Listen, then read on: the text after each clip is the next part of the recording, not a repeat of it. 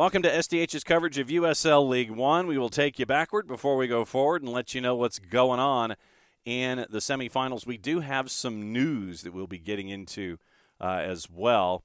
And reminder, go to USLLeagueONE.com, be a part of the fan zone, be a part of the conversations with fans just like yourself all season long to get you ready for all the activity in USL League One 24/7, 365 or 6, and be a part of the social media experience on the 280-character app on the Facebook and on the Instagram, the Gram, or the IG at USL League ONE, and you can keep track of everything going on all season long. Once again, you can follow along with all the activity in USL League One, but let's get you into what happened in the quarterfinals. Starting things off with a 4-5, Charlotte, Greenville. Here's your highlights, courtesy of our friends at USL League One, ESPN Plus, and YouTube.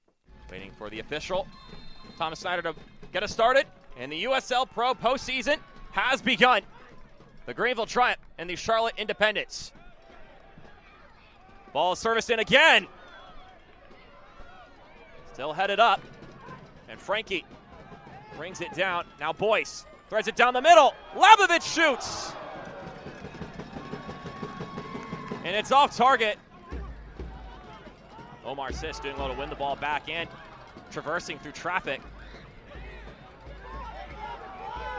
Now Boyce going forward. Here's Gavilanes getting by his man. Gavilanes! It's a fantastic strike in the visiting Greenville. Strike first.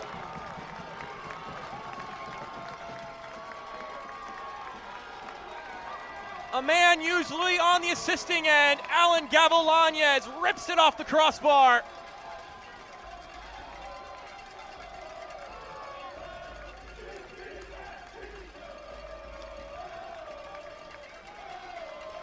Devin Boyce maybe put that too close for Nga, but he couldn't collect it. Gavilanes says thank you very much. Slides into the 18. Actually doesn't even get there. And outside the box, Rocket.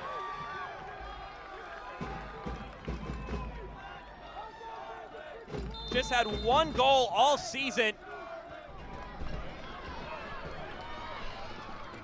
And Mbuya once again to Oberton. Gabriel Oberton! Great save by Mazzola. Valentin Sabella, who plays for the Hailstorm, and Irvin Parra, who also plays for the Hailstorm. Johnson takes a shot! And the Independents find their answer. And just like he scored in 2021, it's Joel Johnson again here tonight.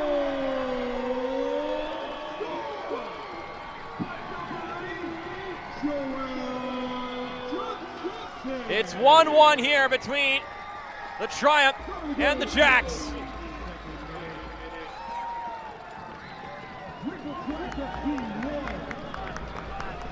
Falls to his feet and stretches that into the side netting. Now Sis over to Flanagan. Avion Flanagan shoots, and Mazzola had to get both hands on that one. Spot. Noah Pilata will now have the ability to push further forward. And DA to Oberton. Johnson floats this one up. And oh my goodness! That one going off the left post somehow didn't go in. Johnson slides it over to Sis. Good step. Omar Sis off the left post. The 22-year-old. The Independents are clicking right now. They smell some blood in the water. Okay, plays it forward for Ibarra. It's Oberton now with the outside of his boot. It's Ibarra again. He shoots, it deflects upward. Oberton! The Jacks have the lead.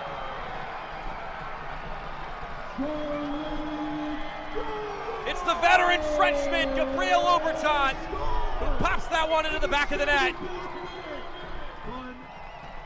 Here's a look at this transaction again. Miguel Ibarra finds Oberton, and he dishes it right back. You see him run around. He tracks that ball in the air and then hits it so cleanly. The volley into the side netting for Gabriel Oberton gives his side the advantage.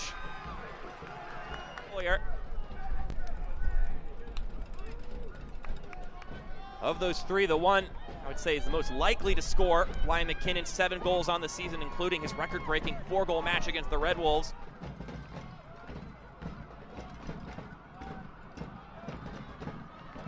Flanagan sprints forward. Avion Flanagan gets by Schultz. Flanagan! It's all Charlotte in the second half. Avion Flanagan dances and glides and slides in the bottom right corner.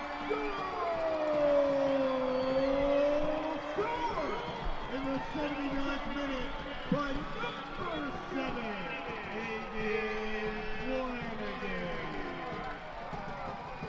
What a second half of action for the Jacks. They had possession, they had the shots in the first half, but it's all come together here in the second 45. Gavilanes with the Reaper belling behind his head. Ball comes in, and it's in the back of the net. There's still a glimmer of hope for the Greenville Triumph.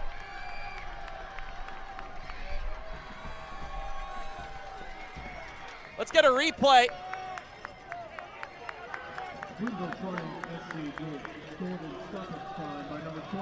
Here's another look at it.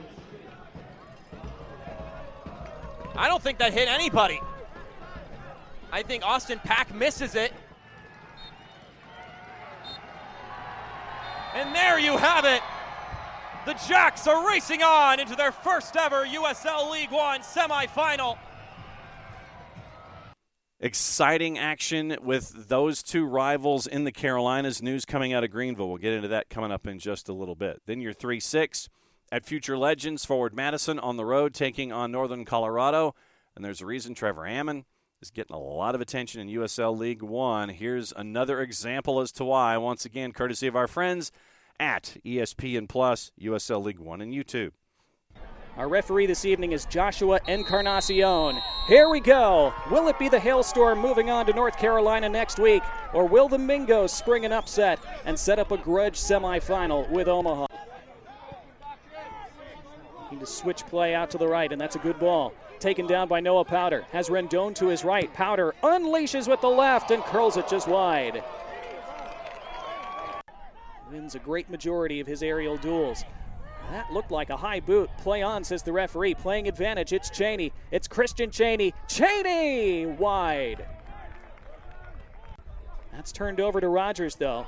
And Rogers with the ball to King. It's Billy King, and it's Burns Shipman behind it. Might suit both sides just fine, honestly. As Powder plays one long on the edge of the box. Shipman way out, and it's Ammon. Ball still in play. Ammon! Trevor Ammon does it again right before halftime. Shipman has stayed down, and you hope he's okay. It's stuck up on the turf. I think Shipman expected it to travel further. What a good finish by Ammon.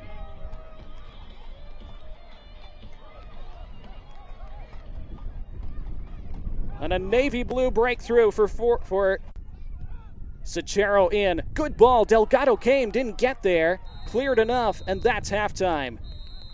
Frustrating end of the half for forward Madison. Averaged around 6 accurate long balls per 90 minutes, which is really, really high. This is turned over to Billy King, and King threads in Marky Hernandez, who puts it over the top. Great opportunity for Northern Colorado to give themselves daylight, and Hernandez couldn't keep it down. Flipped along by Cheney. That's good. This is Bartman trying to find Payne on the overlap, and Payne will track this down.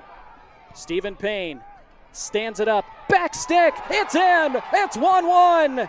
The Mingos have responded. It's Christian Cheney who cartwheels them level. Delgado beaten, and Madison are hardly beaten yet. It's 1-1 in the quarterfinal. Madison goal scored by number 9. Wonderful cross from Payne, and look at Cheney get up.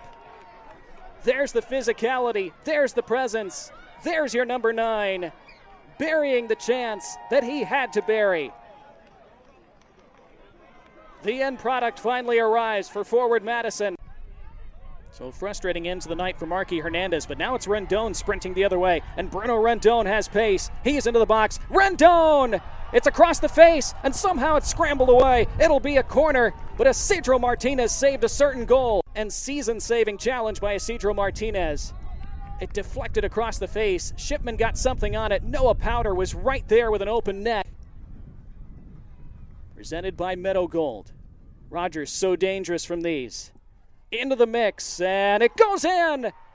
And Northern Colorado are back into the lead. Who got the last touch? They don't care. They're in front with 26 minutes to play.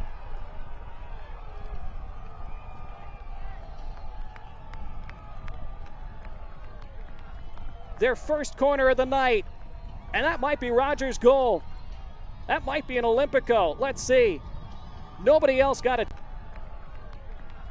Their first corner of the night, and that might be Rogers' goal. That might be an Olympico. Let's see. Nobody else got a touch. Shipman got something on it, but not enough. He and Madison were insistent that he was fouled, but nothing was given. As Matt Glazer said, it affects different players in different ways. Here's Lucky Opera. Space to run forward. Opera still trying to slide in Ammon. Ammon on the turn. Trevor Ammon tipped over the bar by Shipman, who keeps his side in it. His team need him to be. Mill, and then Payne. And Payne got a step on Dietrich. Stands up the cross. Top of the area, taken down by Cheney, and then struck by Ramos on target, but straight at Lalo Delgado. Tough form over the last 6 games, where they had 5 consecutive clean sheets before giving up 1 to Chattanooga in their last game of the regular season, a game they still won 3-1. They might have a similar scoreline here. It's Trevor Ammon, and Ammon puts it away. Trevor Ammon, unstoppable, inevitable, and Northern Colorado have clear skies to the semifinal now.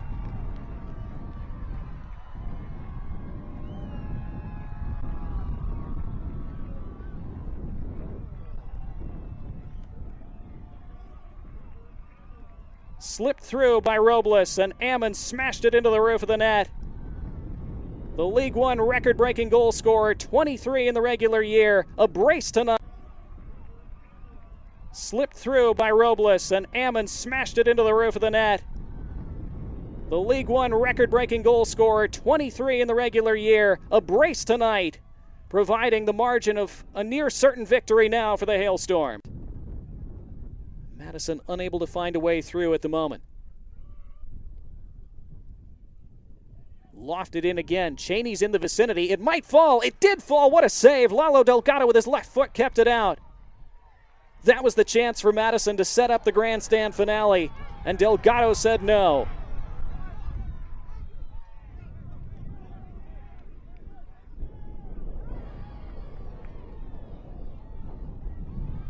Now Billy King trying to spring Ammon, and the flag has stayed down, and Trevor Ammon's on a hat trick. Ammon puts it away!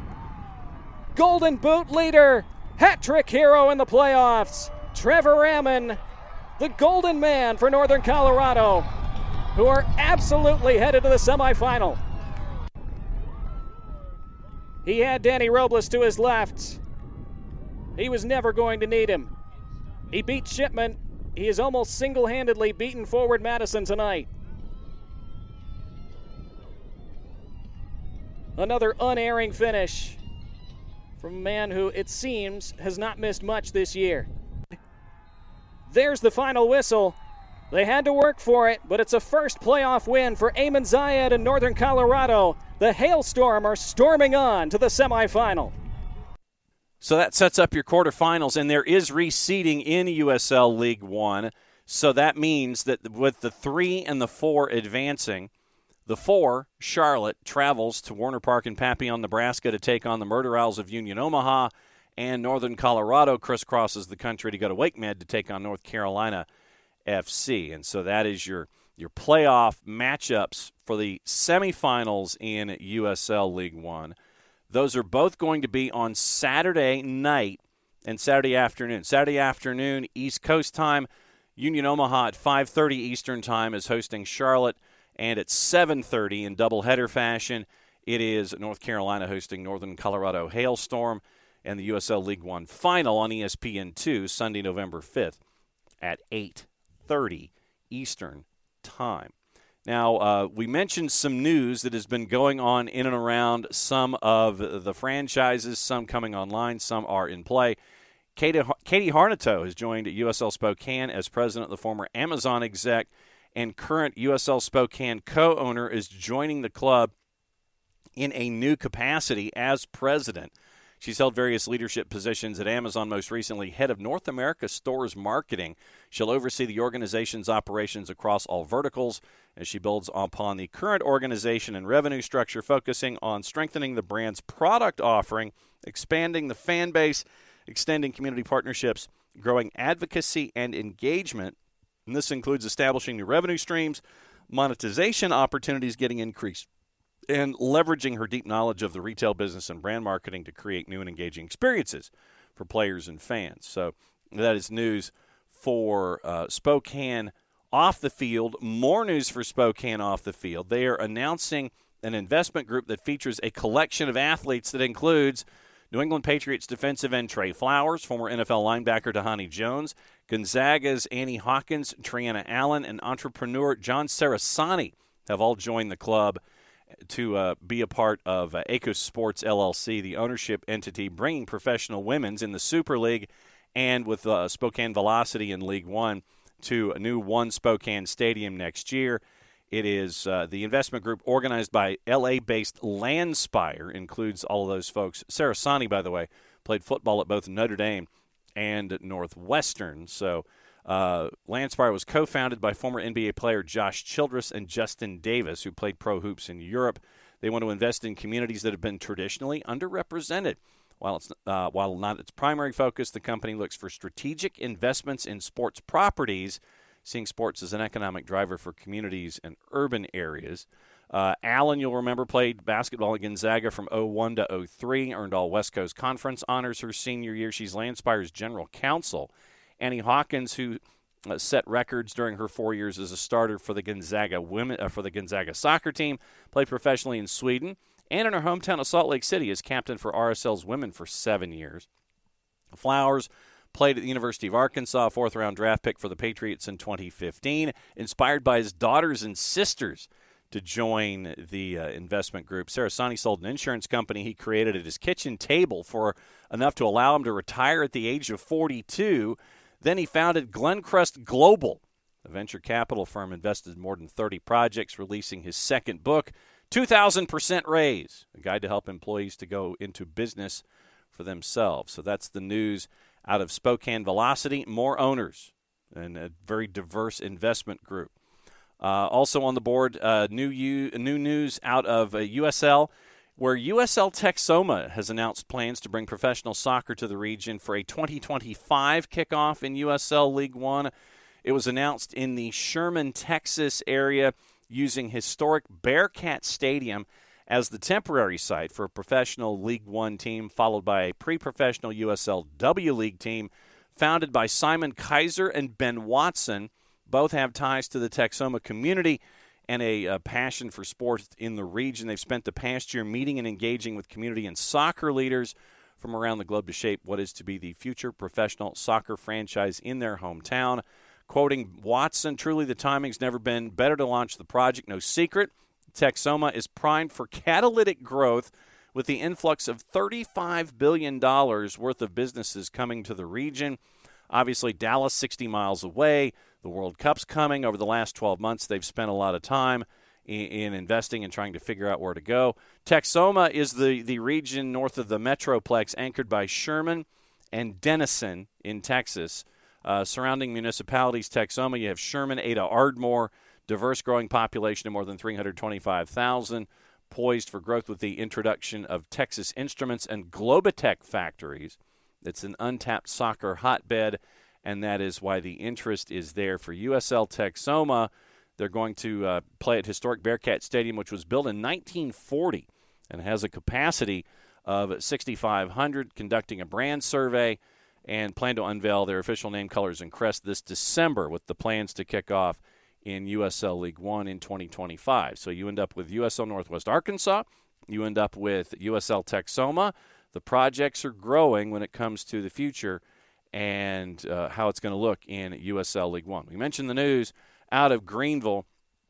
The winningest coach in League One history, first to lead the club to 5 postseason appearances, Greenville head coach and sporting director John Harkes is set to depart the club at the end of his contract after 5 years in December. Joined after the club's inception in 2018. And John Harkes has done tremendous things in Greenville and in USL League One. Contract runs through December. He's going to assist in staff and player transition as the club prepares for the 24 season. They're returning to Paladin Stadium for a second year in 2024 as the organization continues to work on securing a location and a plan for a permanent stadium. So next stop for John Harkes will be interesting to find out where it is.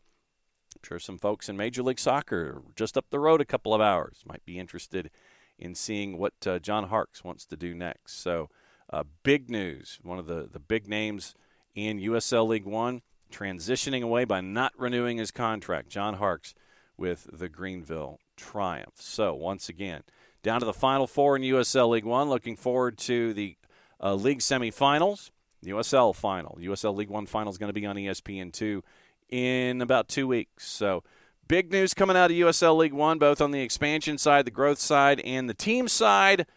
We'll see where we go from here. Once again, if you are in market, if you are in Omaha, or if you are in Cary, and you can go. Quality soccer, especially with league semifinals going on. If you can't make it, follow along on local providers. If you can't find the local provider, follow along on ESPN Plus, the home of USL League One all season long in the ESPN family of networks. So for everybody here at SDH, I'm just John. Thanks for hanging out with us for another round of SDH and USL League One. Play safe, everybody. Enjoy the semifinals. There can be only one.